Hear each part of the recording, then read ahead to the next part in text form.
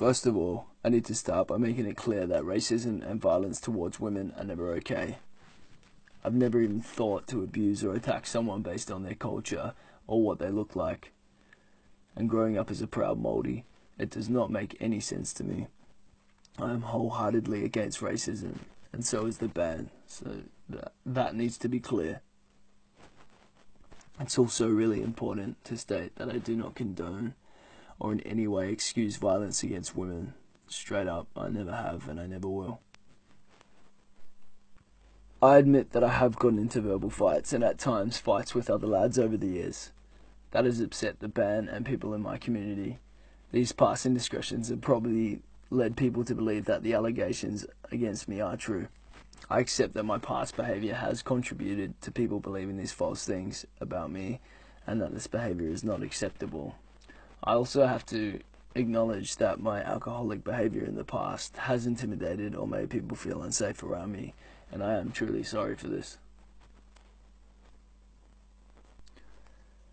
I know that out there are some people that won't accept this and think that I'm talking shit. I'll have to respect that too. I've been privately contacting people who have been affected by my actions. I acknowledge and respect their right to not reply. By no means am I trying to make this an excuse, but it's become apparent to me over the last 12 months that I have to be honest about my experience dealing with mental health and alcohol issues and how that's impacted others around me.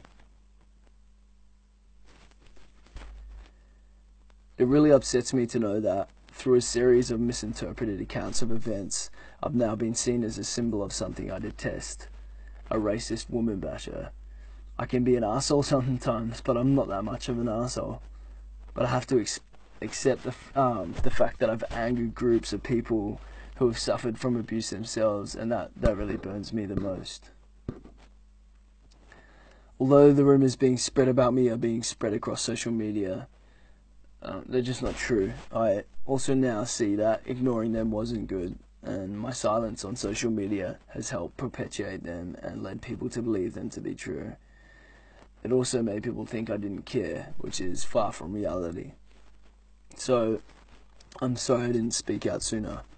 I believed that my position meant that anything I said online in response to those rumours could have accidentally triggered mass bullying towards some people.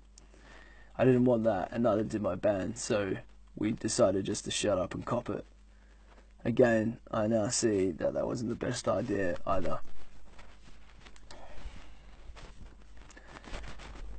In the several years leading up to when everything went a little petong, there were so many ways in which my life was rebellious. My headspace was very turbulent, and the bender light years away from any kind of manageability. And I know that rehabilitation is an ongoing process, not a box to tick, but I can guarantee that I'm committed to looking after others and myself. And part of looking after others involves keeping my temper under control. Again, this is an ongoing process, but people should know that I am committed to doing better and being better to those around me. And since going through rehab, as well as continuing my attendance of AA meetings, I now understand the importance of keeping a clear head.